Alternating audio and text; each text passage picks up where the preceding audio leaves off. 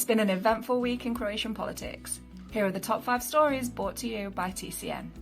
For some reason, President Zoran Milanovic has claimed that the economy minister is gay. 2 weeks have passed since these statements were made.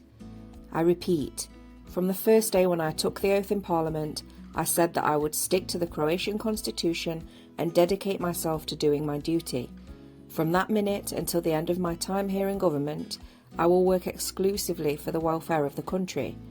I'll work at the head of this ministry to the very best of my ability, the economy minister stated, clearly dodging the frankly strange comments made by the president. I think my colleagues can say that, and that's what's important to me, and that's my focus. As for the rest, I can only say that it gives me an additional incentive to work even harder and do even better. So, if you really want to put it like this, I'm working even in spite of such comments, concluded the minister. With more and more foreign nationals arriving to take up work in Croatia, a new law on foreign workers is looming.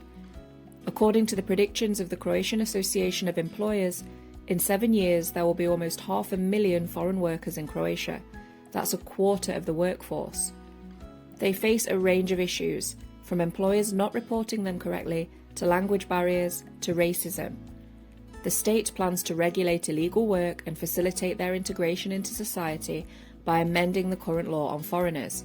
Among other things, it will introduce Croatian language learning programs. The intention of these changes is to additionally regulate the provisions of the aforementioned law, which will enable the use of the existing potential of the foreign workforce. This would take into account the needs of the Croatian economy and the facilitation of administrative procedures, while at the same time guaranteeing the protection of workers' rights and preventing abuse, they stated from the Ministry of the Interior. The new law would also introduce blacklists and 6-year sentences for employers who fail to register their foreign workers. The Dutch Prime Minister has paid a visit to Croatia. The Dutch Prime Minister and the Croatian Prime Minister assessed the relations between Croatia and the Netherlands as being very good. They also praised the economic cooperation between the two countries and expressed their satisfaction with the cooperation on issues important to the EU. They also expressed strong support for Ukraine. The pair had previously jointly visited Bosnia and Herzegovina. Plenković added that Croatia has a huge trade exchange with that country, and pointed out that the Netherlands is the first investor in Croatia and that has been very visible over the past 30 years. He also noted that last year more than 500,000 Dutch people arrived in Croatia, who spent more than 3 million overnight stays in the country. The Tourism and Sports Minister presented Croatia's tourism law in Madrid. The Tourism and Sport Minister presented the new Tourism Act in Madrid during her visit to an international tourism fair where Croatia was presenting its offer. She chaired the meeting of the Committee for Tourism and Sustainability of UN Tourism, where she presented Croatia's previous work in that committee, as well as the tourism reform, which is being implemented with the aim of achieving sustainable, year-round and regionally balanced tourism. On the occasion of these meetings, the minister said that Croatia is already well recognised in the world as a leader in the development of sustainable tourism. Croatia has stated that it is the strongest proponent of Bosnia and Herzegovina's EU membership.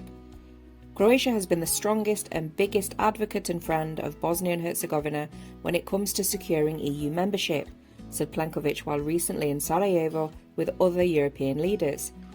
Bosnia and Herzegovina has been on an EU path for a while now, and with certain countries such as the Netherlands being historically cautious about any kind of EU expansion, this was a chance for Croatia's neighbour to show what it can achieve on its path to becoming part of the bloc.